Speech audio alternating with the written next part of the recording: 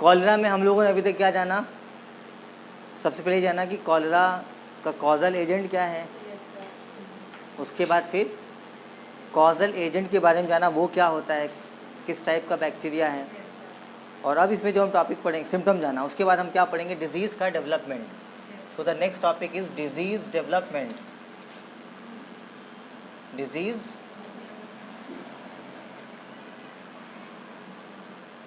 Development.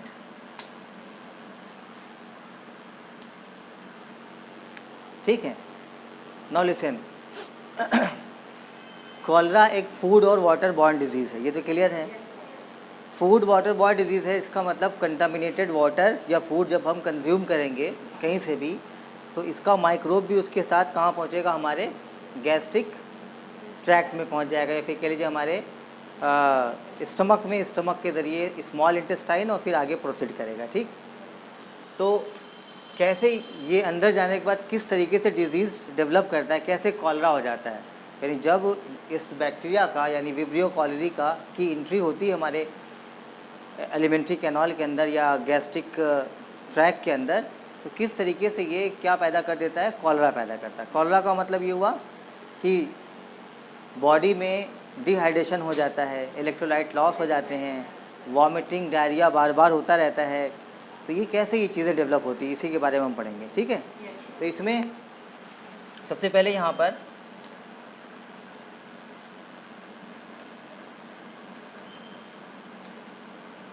Contaminated food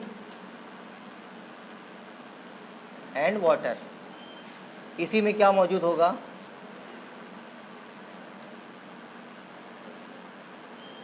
vibrio cholerae, जो कि क्या है, कॉजल एजेंट है, ये मौजूद होगा। ठीक, ये कहाँ पहुँचेगा, it will reach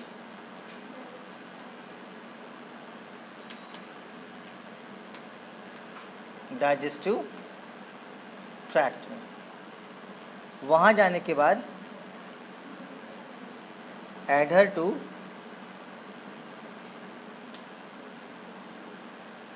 mucosa of small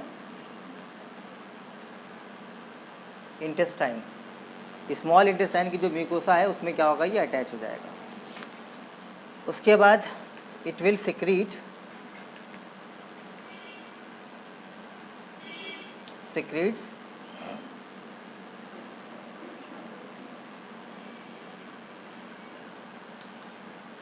cholera toxin. ठीक है, कॉलेरा टॉक्सिन में कितनी यूनिट्स होंगी? अच्छा, कॉलेरा टॉक्सिन एक प्रोटीन है, इट इज़ अ प्रोटीन। इसमें दो सब यूनिट्स होंगी, एक जिसे कहेंगे subunit A and the second one subunit B.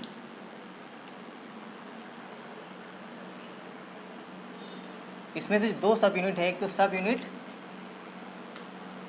ए और दूसरी क्या होगी, सब यूनिट बी। इसका काम क्या है, ये एक intestinal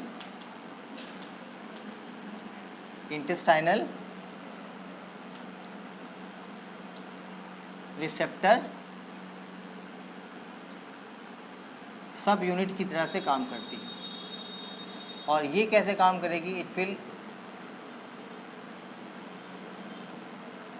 work as cholera toxin, ये कॉलेरा टॉक्सिन की तरह से काम करेगी। यानी इस कॉलेरा टॉक्सिन जो कि प्रोटीन है, इसमें दो सब यूनिट्स हैं। प्रोटीन का मालूम पॉलीपेप्टाइड चेन से मिलकर बनी होती है, तो पॉलीपेप्टाइड चेन की दो सब यूनिट्स होती हैं, एक को कहते हैं सब यूनिट ए, दूसरे कहते हैं subunit B. Subunit A जो है, this is more important in comparison to the subunit B. क्यों? क्योंकि यही जो है मेन कॉलेरा टॉक्सिन है, जो कॉलेरा के सिम्टम्स है उसे डेवलप करने में इसका ही ज़्यादा रोल होता है। और ये वाली यूनिट जो है, ये सिर्फ हेल्प करती है बाइंडिंग में, रिसीव कराने में। ठीक है, इंटेस्टाइनल रिसेप्टर सब यूनिट है ये। अब जो ये कॉलेरा टॉक्सिन है, ये अभी तक ये कहाँ पर था, अभी तक ये था स्मॉल इंटेस्टाइन की म्यूकोसा में।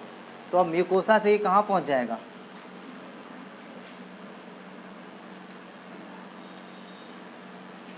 penetrates the cell membrane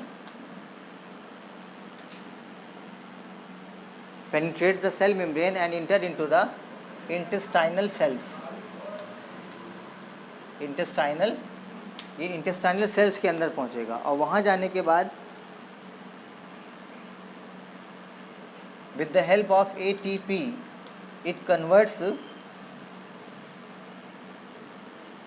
inactive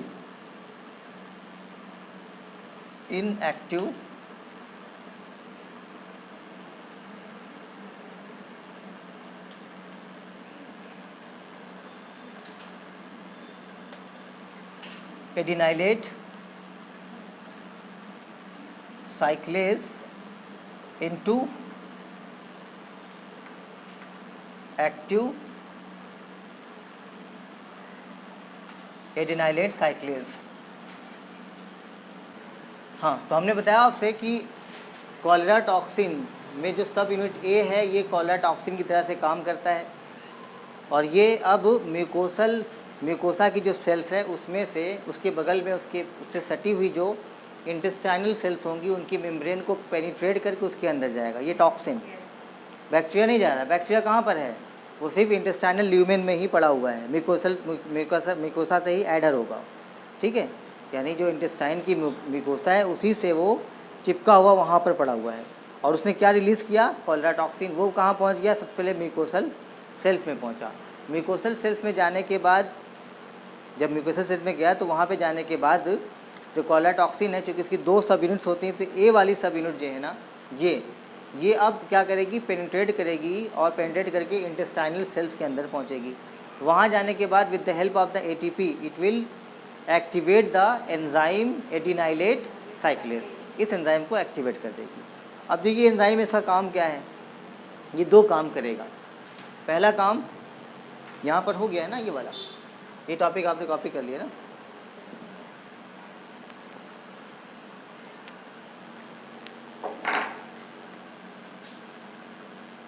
तो देखें, जो ये enzyme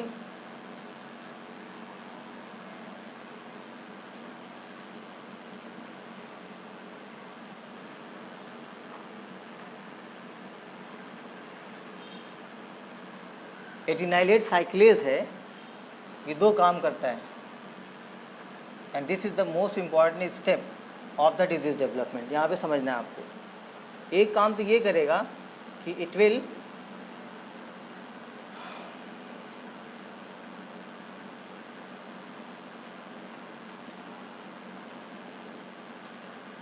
promotes the secretion of water and chloride ion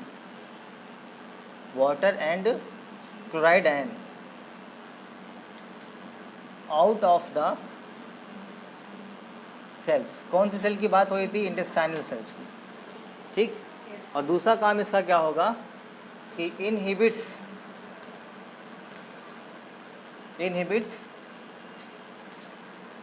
the absorption of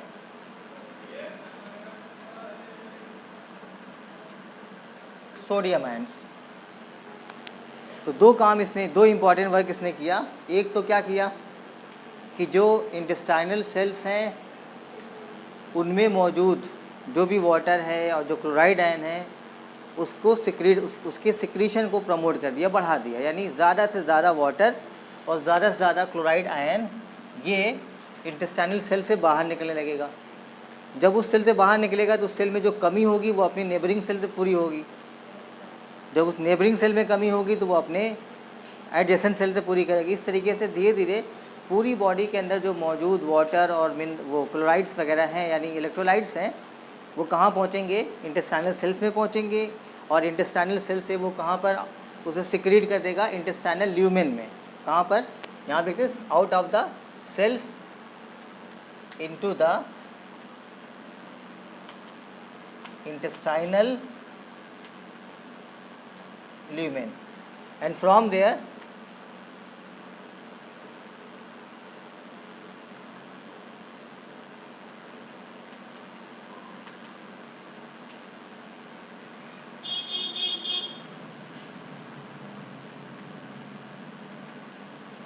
feces। ठीक है, वहाँ से क्या होगा, मतलब फीसेस या डायरिया में या वॉमिटिंग में क्या होगा, शरीर से बाहर चला जाएगा।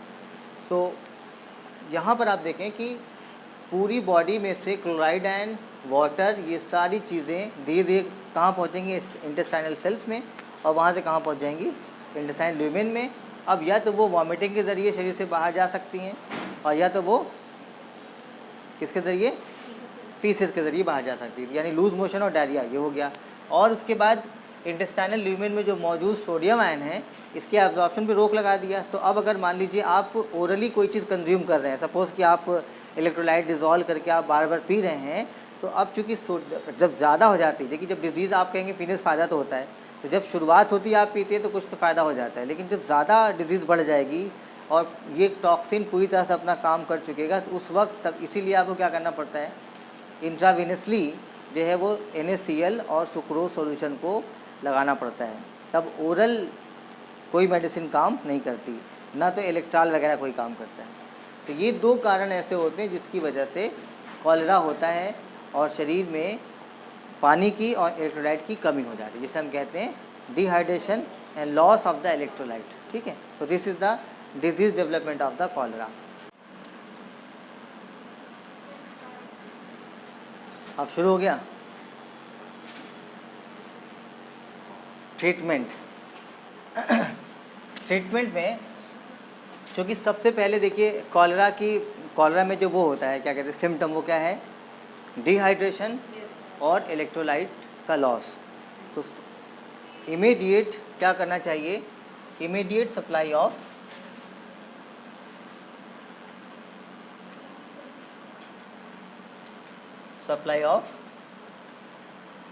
NaCl एंड सुक्रोज सॉल्यूशन, यानी ये दोनों चीज़ें जब सप्लाई कर दी जाएंगी इंट्रावेनसली, मतलब वेन्स में, तो इससे क्या होगा कि जो वाटर लॉस हुआ है वो भी मेंटेन हो जाएगा, इलेक्ट्रोलाइट का लॉस जो है वो भी मेंटेन हो जाएगा। फिर उसके बाद इसके लिए रिकमेंडेड एंटीबायोटिक जो हैं वो टेट्रासाइक्लिन है, सिप्रोफ्लॉक्सासिन है, सल्फामेथॉक्साजोल है, ये सारी एंटीबायोटिक्स का इस्तेमाल इसके इलाज में किया जा सकता है। ठीक,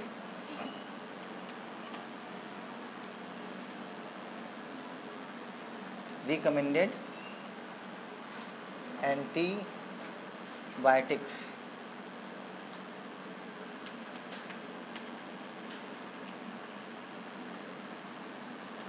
फ्लॉक्सासिन,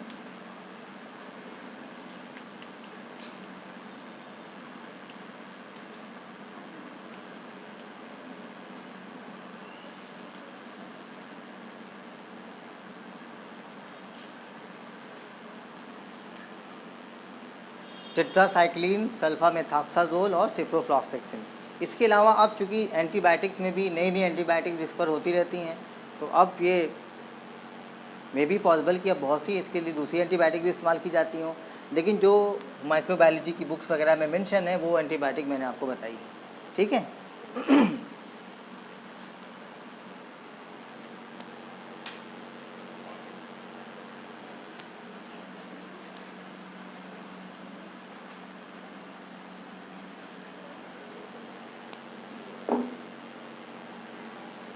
नेक्स्ट, ट्रीटमेंट के बाद फिर एक चीज़ आती है जिसे कहते हैं हम कंट्रोल, यानी किस क्या नाम है, कॉलेरा को किस तरीके से कंट्रोल किया जा सकता है। जितनी भी फूड और वाटर बॉर्न डिजीज़ होती हैं उन्हें कंट्रोल करने का एक बेहतरीन तरीका क्या है, sanitation. Proper sanitation is the best way to control the diseases which are borne through food and water. Food water के थ्रू जो भी डिजीज़ होती हैं उन्हें कंट्रोल करने का सबसे बेहतरीन तरीका क्या है कि प्रॉपर सैनिटेशन हो। ठीक है, खाने पीने की चीज़ों की साफ़ सफाई, बाहर की चीज़ें अवॉइड करना और हाथों को धुलना। चूँकि कॉलेरा स्पेशली किससे फैलता है, कॉलेरा का जो ट्रांसमिशन है वो ज़्यादातर जो है वो वाटर सप्लाई के ज़रिए होता है, इसलिए proper sanitation of the water supply ये सबसे इम्पॉर्टेंट कंट्रोल की मेथड है। हम यहाँ पर लिखेंगे कि प्रॉपर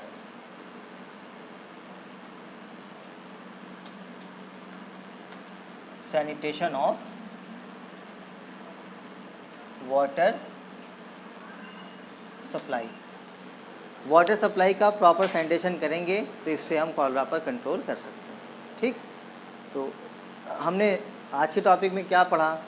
सबसे पहले तो मैंने आपको बताया कि माइक्रोबायोलॉजी ना, the branch of the biology which deals with the study of the microbes. Microbes में क्या चीज़ें इंक्लूड करती हैं? Number 1 virus, bacteria, fungi. Specially ये 3 होती हैं, और भी चीज़ों को हम इंक्लूड कर सकते हैं, जैसे माइकोप्लाज्मा है, यूरोप्लाज्मा है, आर्किया है, बहुत सी चीज़ें आ जाएंगी। बट जो है इन 3 को हम लाइटली बता रहे हैं कि तीनों को हम ब्रॉडली इंक्लूड कर सकते हैं माइक्रोब में। जो डिजीज़ है वायरस होंगे उनको कहेंगे वायरल, जो बैक्टीरिया होगी इसे कहेंगे बैक्टीरियल, जो फंजाइस होगी इसे कहेंगे फंगल। ठीक है, और उसके बाद अगर हम सोर्स ऑफ द इन्फेक्शन के आधार पर देखें तो सोर्स ऑफ द इन्फेक्शन के आधार पर जो डिज़ीज़ है वो मेनली 4 कैटेगरी में डिवाइड कर सकते हैं। नंबर 1